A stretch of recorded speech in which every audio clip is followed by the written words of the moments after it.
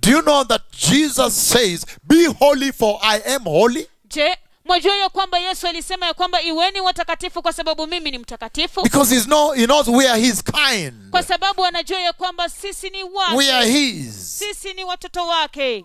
We don't belong here then. Sisi sio wa hapa. That our citizenship is in heaven. Ya kwamba uraia wetu uko mbinguni. So when John is taken up in that effect that simulates the rapture, hivyo basi wakati Yohana anaponyakuliwa juu katika tukio hilo linalofanana na unyakuzi, look at this now. Tazama hili sasa. It's amazing. Yashangaza. Because in the process then, ya kwamba kwa sababu katika hiyo hatua, we that represent Jesus on the earth here now, the church, sisi ambao tunawakilisha Kristo katika ulimwengu hapa kanisa, you are the representative of Jesus. You are the image of the Christ. You are his image and likeness. Wewe ni mwakilishi wa Yesu. Wewe ndiwe sura yake na umbo lake. In other words, kwa maneno mengine, if the rapture is near, iwapo unyakuzi umekaribia, out of the signs you are seeing in your news, kutokana na ishara ambazo mnaona katika habari zenu, then you should be growing or getting closer the fullness of the height of Christ. Hivyo basi ni lazima uwe unakomaa kufikia kile kimo cha Kristo. That Ephesians chapter 4. Hiyo ni Waefeso sura ya 4. That scripture andiko hilo of to grow the church, to mature the church, to reach the full stature of the Christ is a spiritual stature. Lile tukio andiko la kulikomaza kanisa, kulikuza kanisa ni kimo cha kiroho. Because he said, kwa sababu anasema, I am the light of the world. Mimi ni nuru ya dunia. And then he came back and said, na kisha karudi na kusema, you are the light of the world. Ninyi ndio nuru ya dunia. And then he goes away and he leaves you to do his ministry, to advance his ministry. Na kisha naenda na kuacha mkaendeleze huduma yake. Then he says, you are Christ ambassadors here on the earth. Na akasema ya kwamba ninyi ni mabalozi wa Kristo hapa duniani. You are the ones supposed to be reaching out on behalf of Christ, bringing the ministry of reconciliation to the earth. When they see these things happen, then you approach them, tell, let me explain to you this. The Messiah is coming. Ninyi ndio ambao mapaswa kuwa mnaenda nje na kuwafikia watu mkileta ule ujumbe wa upatanisho kwa dunia, ili kwamba mpate kuambia kwamba wakati mnapoona haya yakitendeka, basi mnahitaji kujua kwamba Masia anakuja. That is how it's supposed to be. You represent him. Hiyo inamaanisha kwamba ninyi mnamwakilisha. And if you are ambassadors of Christ, as the Bible says, na ikiwa ninyi ni mabalozi wa Kristo jinsi ambavyo Biblia inasema, I want to ask you a question. Nataka kuwauliza, do you know what you ought to look like now, the hour when you're supposed to be going back?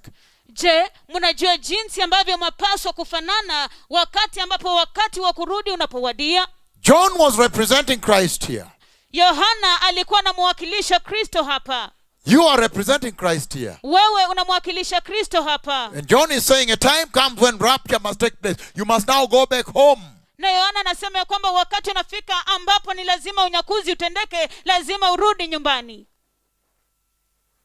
In other words, John was recalled the way you see sometimes an ambassador will be recalled home. Jinsi ambavyo mnaona wakati mwingine balozi anaweza kuitwa nyumbani. If you are the light of Christ, the representatives of Christ here, iwapo ninyi ni nuru ya Kristo, wawakilishi wa Kristo hapa, then by now, basi kufikia sasa, you should be walking with the honor that is due that office as you represent that high kingdom. Mwapaswa kuwa mnatembea na ile heshima inayostahili hiyo ofisi, heshima ambayo inawakilisha ufalme huo. If that kingdom is a kingdom of righteousness and holiness, if those are the virtues of that kingdom, na ufalme huo ni ufalme wa uhaki na utakatifu, huo ndio udhamana, hizo ndizo sifa za ufalme huo, then you too That should be your position, because as an ambassador, you represent that position. The position of your home country in this foreign land where we are sojourners. Hivyo basi ninyi pia You mapaswa have to represent their position. That is your marching statement. That's your commissioning statement. You have to present the position of the government you represent. We represent the government of Jehovah. Hivyo basi ninyi pia ni lazima muwakilishe kama mabalozi, muwakilishe mahali mnakotoka, nyumbani kwenu ambako ni mbinguni. Tunamuwakilisha Yehova, ufalme wa Yehova. Hapa nyumbani You have sisi to ni wageni. represent their position on sensitive matters.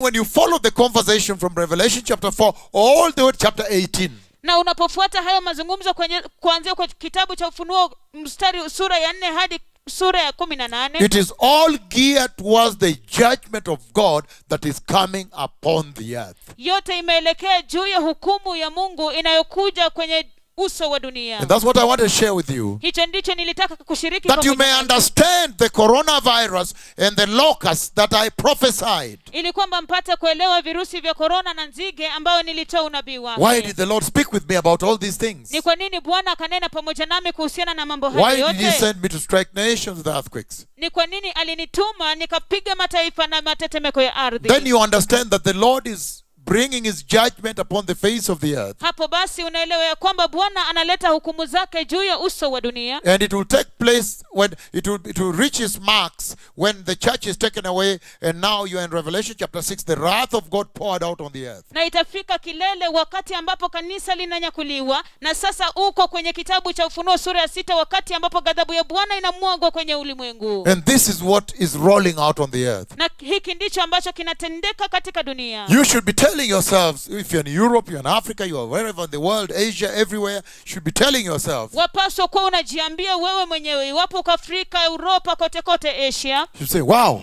ujiambie wow, the coronavirus has come. virusi vya korona vimekuja. It has captured the whole earth. Imeteka ulimwengu wote. And every day hundreds of dead bodies. Na kila siku mamia ya maiti. Wow, this must be the wrath of God. Wow, hii lazima iwe ni ghadhabu ya Mungu. And if the wrath of God has already begun, Na iwapo ghadhabu ya Mungu tayari imeanza, that means the rapture is about to happen. hiyo inamaanisha kwamba unyakuzi u karibu Because this kutendeka. wrath of God belongs to the tribulation. Kwa sababu hii ghadhabu ya Mungu ni ya dhiki.